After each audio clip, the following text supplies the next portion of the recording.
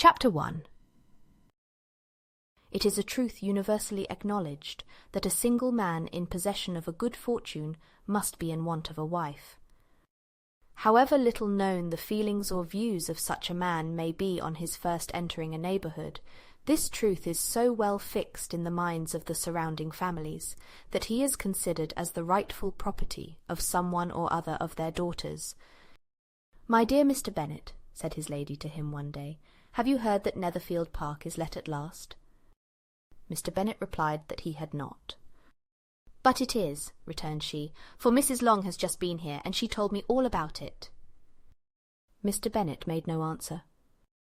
"Do not you want to know who has taken it?" cried his wife impatiently. "You want to tell me, and I have no objection to hearing it." This was invitation enough. "Why, my dear, you must know, Mrs. Long says that Netherfield is taken by a young man of large fortune from the north of England, that he came down on Monday in a chaise and four to see the place, and was so much delighted with it that he agreed with Mr. Morris immediately, that he is to take possession before Michaelmas, and some of his servants are to be in the house by the end of next week." "What is his name?" "Bingley." "Is he married or single?" "Oh, single, my dear, to be sure. A single man of large fortune, 4,000 or 5,000 a year. What a fine thing for our girls!" "How so?" "How can it affect them?" "My dear Mr. Bennet," replied his wife, "how can you be so tiresome? You must know that I am thinking of his marrying one of them." "Is that his design in settling here?" "Design? Nonsense! How can you talk so?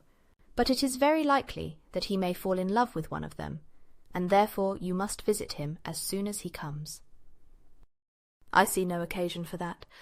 You and the girls may go, or you may send them by themselves, which perhaps will be still better, for as you are as handsome as any of them, Mr. Bingley might like you the best of the party."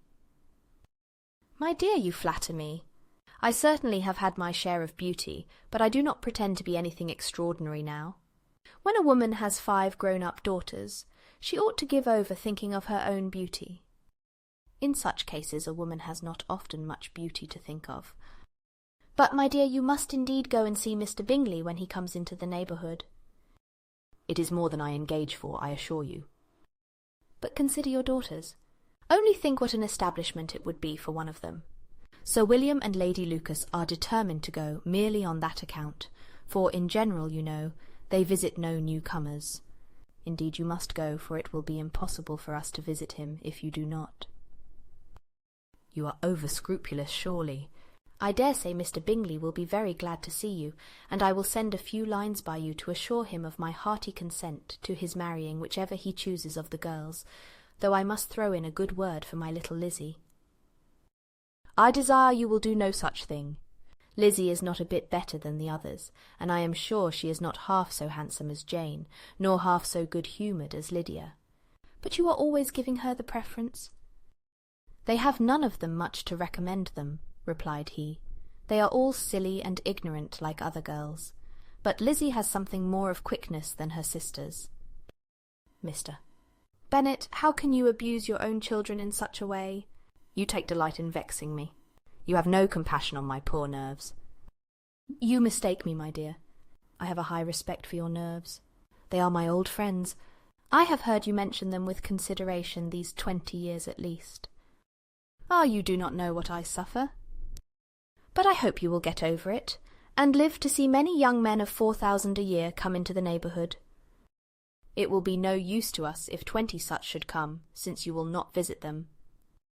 "Depend upon it, my dear, that when there are 20, I will visit them all." Mr. Bennet was so odd a mixture of quick parts, sarcastic humour, reserve, and caprice, that the experience of 23 years had been insufficient to make his wife understand his character. Her mind was less difficult to develop. She was a woman of mean understanding, little information, and uncertain temper. When she was discontented, she fancied herself nervous. The business of her life was to get her daughters married. Its solace was visiting and news.